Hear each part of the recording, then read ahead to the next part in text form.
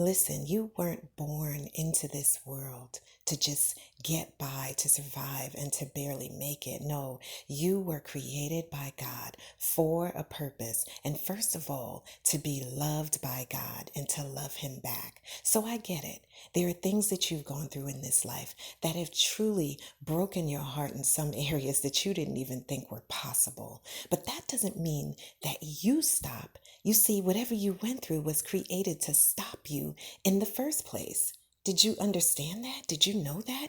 It was created to break you down. And even though you forgive the person, you've got to realize that there is a very real enemy who is behind the scenes, pulling the strings like the puppet master. But you are not part of his play, and you are not part of his role. So you've got to get back up. You've got to find a way to start to look at life in a different way. Yes, sometimes you wake up and it just seems like, oh man, I barely even got to sleep last night because you were just thinking about all those things that have happened in your past. But one thing that God gives is new beginnings. But you've got to change your mindset in this season. It is May now. So may you change your mindset and may you stop looking at the things that you've gone through as just something that I've gone through. May you start to look at the things that you've gone through as something. This is the very thing that God can use to catapult me into my destiny. I love the scripture that says,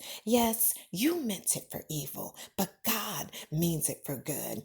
Turn that thing around that you've gone through. Use that story. Use the wisdom that you've gained. Use the compassion that you've gained and the empathy that you have gained for other people who go through. Use that to be able to help someone else get out of that horrible pit and out of that broken mindset that you have once lived in. And maybe if you're there right now, today is a very, very good day for you to say, I'm going to change my mind. I'm going to give God my mind. I am going to release this pain. I am going to believe that He will give me beauty for ashes, the ashes of your suffering, the ashes of your tears. The ashes also represent something that was once valuable, but now it's gone.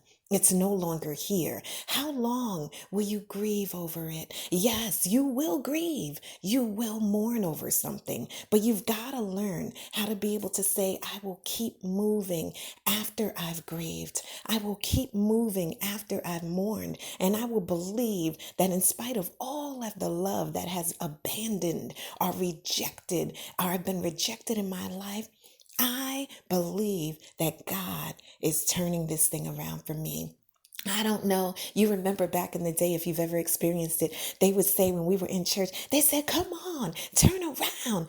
Turn around. It represents that you're coming out of that thing, right? And we would just go ahead and spin around. Well, you know what? I know this sounds silly or whatever, but sometimes you do things as an act of faith. Sometimes you got to do something, right? Like the woman with the issue who said, if I can just touch the hem of his garment, she did a movement. First, she spoke it out of her mouth. She said, if I can just touch the hem of his garment, I know that I will be made whole. She prophesied it out of her mouth first. Then she did an action because faith without works is dead. It's incomplete. It doesn't amount to anything. So what's your faith? What can you say? I always tell my clients when I'm coaching, I say, you say the opposite of the situation that you're going through. We had a meeting, as a matter of fact, last Friday or whatever, just a couple of them. And I'm like, no, if you're going through this and it doesn't look good, then you say the opposite. You don't just accept mediocrity. You don't just accept, oh, I'm just here. God can't use me. There's nothing to my life. I've gone through too much. That's a lie. Believe you me, the very thing that you've gone through is the very things that God can use